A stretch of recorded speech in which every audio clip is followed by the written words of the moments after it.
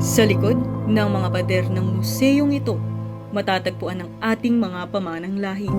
Maaaring tila tahimik ang mga ito sa unang tingin. Ngunit kapag sinuri, ibinubunyag nila ang mahalagang kwento ng ating kasaysayan bilang isang bansa. Ang National Museum of Anthropology sa Maynila ay isang pangunahing sanay ng National Museum of the Philippines. Ito ay tahanan ng mga koleksyon na naglalarawan sa ebolusyon ng kultura ng Pilipinas mula sa sinaunang panahon hanggang sa tradisyon ng mga katutubo. Matatagpuan sa Agripina Circle, Rizal Park, Ermita, tampok sa 5 palapag ang mga koleksyon mula sa higit 170 na ethno-linguistic na grupo, kabilang ang Manong Jar, Tabon Skull Cap at hibla ng lahing Pilipino.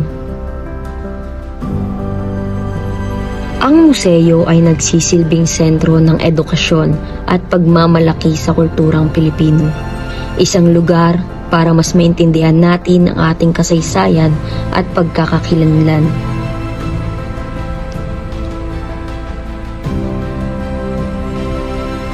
Maligayang pagdating sa hibla ng lahing Filipino, isang exhibit na naglalahad ng sining, kasaysayan at kahalagahan ng mga tekstil sa Pilipinas.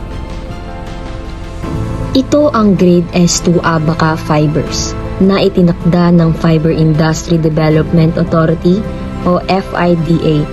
Ang uring ito ay may napakataas na kalidad at ginagamit sa paggawa ng lubid, pulp, papel, fiber crops, hand-woven at non-woven na mga produkto. Samantala, ang tinagak ay mga hibla ng abaca na binubuhol upang makabuo ng tuloy-tuloy na sinulid na handa na para sa paghabi. Ang mga hibla ng abaca ay hinahango mula sa pinutol na katawan ng halaman. Ito ay hinihiwalay gamit ang matalim na bagay at binabatak ng kamay. Ang inyong nakikita ay ang baro at panuelo, isang formal na kasuotang pambabae na gawa sa raffia na may borda at kwintas at paldang sinamay. Ipinapakita ng kasuotang ito ang tagumpay ng kontemporaryong paggamit ng abaca bilang telang pangmoda. Ang bigat ng mga borda at kwintas ay pinapasan ng sinamay nang hindi nawawala ang hugis nito. Isang patunay sa tibay ng abaca. Ang inyong nakikita ay ang Bangar Footloom, nakilala rin bilang tilar, pang-abelan o pang-ablan.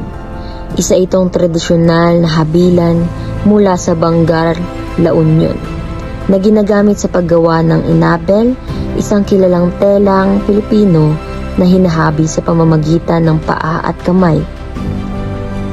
Ang habiyang ito ay yari sa kahoy at pinapagana sa pamamagitan ng mga tapakan sa ibaba.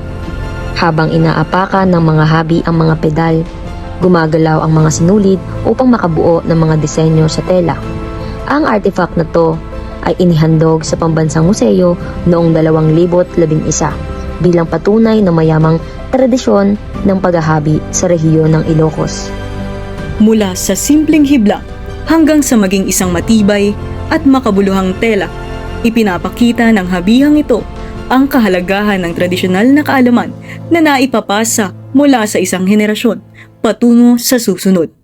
Ang Bangar Footloom ay patunay na ang sining ng paghahabi ay buhay na pamana ng kulturang Pilipino.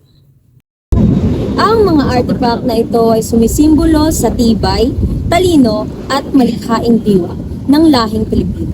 Mga hiblang humubog sa ating kasaysayan at kalakalan. Sa pamamagitan ng maingat na paglalahad ng museo, ang mga ito ay pinapakita hindi lamang bilang mga bagay, kundi bilang buhay na patunay ng ating pambansang identidad.